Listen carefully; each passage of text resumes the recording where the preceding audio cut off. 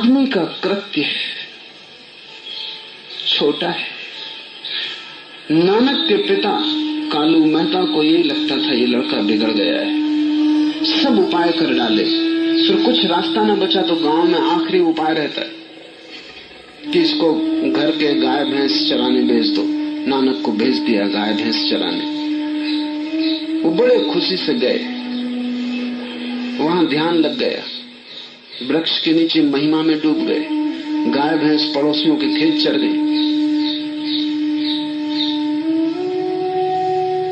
दूसरे दिन वो भी रोक देना पड़ा। आखिर बाप को पक्का हो गया कि इससे कुछ होना जाना नहीं। ये बड़े मजे की बात है, इस दुनिया में जो लोग कुछ कर पाते हैं वे उस दुनिया से वंचित रह जाते हैं, और जो उस दुनिया को पाने के हकदार होते हैं करीब करीब इस दुनिया में कुछ भी करने में समर्थ नहीं होते। ऐसा नहीं कि उनसे कुछ होता नहीं, लेकिन उनके होने का ढंग और गुण अलग है।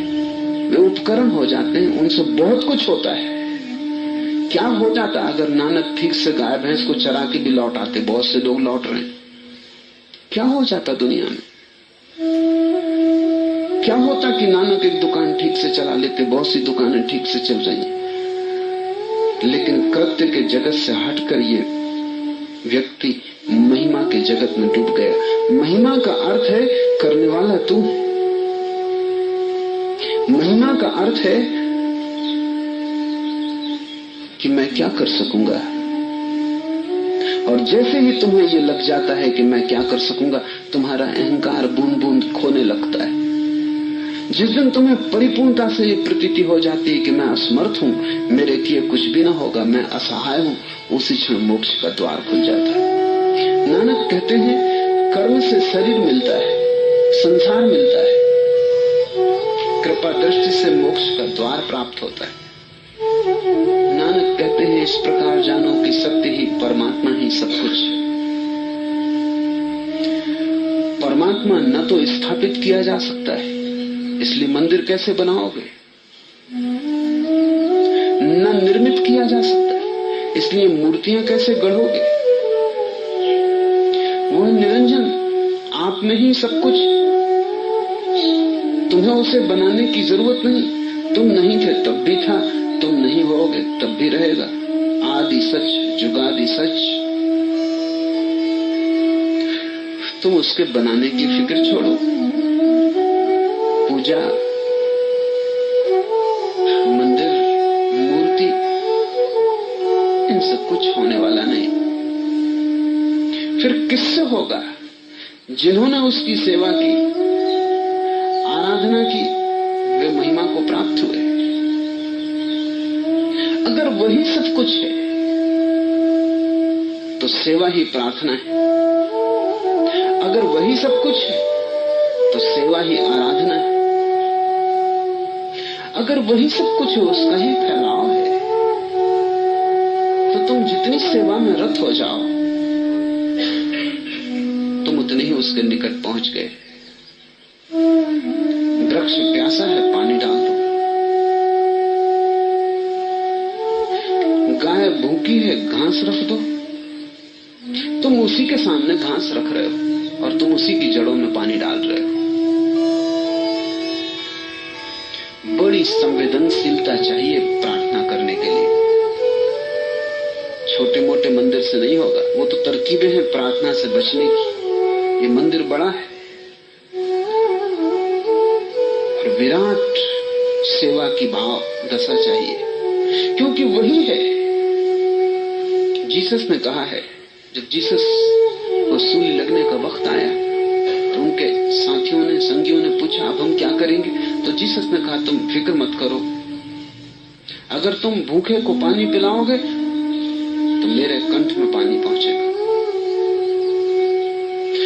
अगर तुम दीन की सेवा करोगे तो तुम मुझे वहां छिपा पाओगे। और जीसस ने कहा है अगर तुम नाराज हो और किसी से तुमने अपशब्द कहे और किसी पे तुम क्रोधित हुए हो तो मंदिर आने में अभी कोई सार नहीं। अगर तुम मंदिर में भी आ गए हो, तुमने घुटने भी टेक दिए और तुम्हें याद आता है कि तुम किसी के प्रति नाराज हो, उठो, पहले उससे क्षमा मांगाओ, क्योंकि जब तक उसने क्षमा नहीं कर दिया है तब तक प्रार्थना कैसे होगी। चारों तरफ फैला है वही, इसलिए नानक कहते हैं जिन्होंने उसकी सेवा की, आराधना की, वे महिमा को प्राप्त हुए। कैसी आराधना? सेवा। सेवा शब्द महत्वपूर्ण है। वो जितना गहरे तुम्हारे भीतर उतर जाए उतना अच्छा। लेकिन एक बात ध्यान रखनी जरूरी है, वो फर्क की बात है। तुम जिसकी सेवा कर रहे हो वो परमात्मा है, ये धारणा उसमें महत्वपूर्ण है। तुम ऐसे भी सेवा कर सकते हो कि दीन है, गरीब है, बेचारे की सेवा कर दो। जब तुम किसी बेचारे की सेवा करते हो तो तुम ऊपर हो, बेचारा नीचे है, तुम कृपा कर रहे हो, सेवा नहीं। फिर ये साधारण सामाजिक सेवा है, ये सेवा आराधना नहीं है। तुम एक सोशल वर्कर हो, लायंस क्लब के मेंबर हो कि रोटेरियन हो, कि वी सर्व, सेवा हमारा लक्ष्य, मगर तुम बड़ी अकड़ में हो। तुम एक छोटा अस्पताल बना देते हो तो तुम भारी प्रोपेगेंडा मचाते हो। सामाजिक सेवा आराधना नहीं है। सामाजिक सेवा में तो तुम टुकड़े फेंक रहे हो भूखों के लिए, बड़ी दया कर रहे हो, एहसान कर रहे हो। तुम ऊपर हो, जिसकी तुमने सेवा की वो नीचे है और उसे अनुग्रहित होना चाहिए, तब ये आराधना न रही। सेवा तब आराधना बनती है जब तुम जिसकी सेवा कर रहे हो वो परमात्मा है, वो साहब है, तुम दास हो। और अनुग्रहित तो वो नहीं है, तुम हो तो उसने मौका दिया। तुमने गरीब को रोटी दी और धन्यवाद भी दो। पुराना हिंदुओं का नियम है कि जब किसी ब्राह्मण को भिक्षा दो फिर दक्षिणा भी दो। ये दक्षिणा क्या है? उसने भिक्षा ग्रहण की, इसका धन्यवाद है। वो ग्रहण न करता तो तुम क्या करते? तो पहले भिक्षा दो फिर दक्षिणा दो। दक्षिणा का अर्थ है कि तुम्हारी बड़ी कृपा कि तुमने स्वीकार की मेरी सेवा। जिस दिन तुम अनुग्रहित अनुभव करोगे उसके जिसकी तुमने सेवा की है, तब आराधना बन गई। तब सेवा सामाजिक बात न रही, एक धार्मिक कृत्य हो गया। इस फर्क को ठीक से समझ लेना। अगर तुम सेवा से अकड़ गए और सेवक हो गए तो ये नानक की आराधना न हुई। सेवा तुम्हें विनम्र करेगी, सेवा दीन को परमात्मा करेगी, तुम्हें दास बनाएगी। जो बिल्कुल पीछे खड़ा है वो प्रथम हो जाएगा और तुम पीछे खड़े हो जाओ। और सेवा का अर्थ है जो भी तुम्हें सेवा का मौका दे तुम उसके धन्यवादी हो। वह निरंजन आप ही सब कुछ है, थापिया न जाई, कीता न होई, आपे आप ही निरंजन सोई। जिन सेविया तिन पाइया मान। और जिन्होंने की सेवा उन्हें बड़ा मान मिला, बड़ी महिमा मिली। ये मान तुम्हारा अहंकार नहीं, क्योंकि ये मान तो तभी मिलेगा जब तुम्हारा अहंकार मर जाए। तब वे बड़े प्रकाशित हुए, तब उनमें बुद्धत्व प्रकट हुआ, तब उनके घर का अंधेरा मिट गया और दिया जला। जिन सेविया तिन पाइया मान। नानक कहते हैं उस गुण निधान का भजन करो, उसका ही भजन करो, श्रवण करो, उसका ही भाव मन में रखो। इस प्रकार दुख से छूटकर सुख घर ले जाओगे। उस गुण निधान का भजन, श्रवण, उसका ही भाव। तुम जो भी करो उसे परमात्मा को समर्पित कर दो, तभी ये हो पाएगा। दुकान पर बैठो और ग्राहक आए तो तुम ग्राहक को मत देखो, उसको ही देखो और ग्राहक के साथ वैसा ही व्यवहार करो जैसा परमात्मा आया होता तो तुम उससे व्यवहार करते। क्योंकि 24 घंटे अगर उसके भाव में डूबना है तो इसके सिवाय कोई उपाय नहीं। भोजन करो तो वही वही भोजन से तुम में प्रवेश कर रहा है। इसलिए हिंदुओं ने कहा अन्नम ब्रह्म, अन्न ब्रह्म है। तुम ऐसे ही भोजन मत करो, क्योंकि वही खिला है,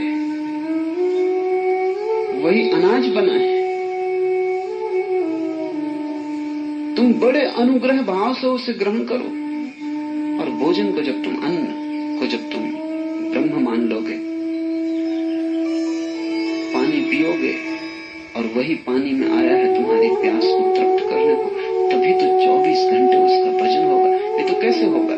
तुम जाके गुरुद्वारा में, मंदिर में घड़ी पर भजन कराओगे, लेकिन जब तुम भजन कर रहे हो तब भी मन भागा है, तब भी तुम बीच बीच में घड़ी देख लेते हो, समय ज्यादा हुआ जा रहा है, दुकान खोलने का वक्त हुआ जा रहा है।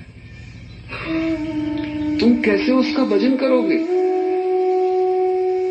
खंड खंड भजन नहीं किया जा सकता कि सुबह कर लिया कि सांझ कर लिया और 24 घंटे साधारण हो गए। धार्मिक होना 24 घंटे का कृत्य है, भाव है।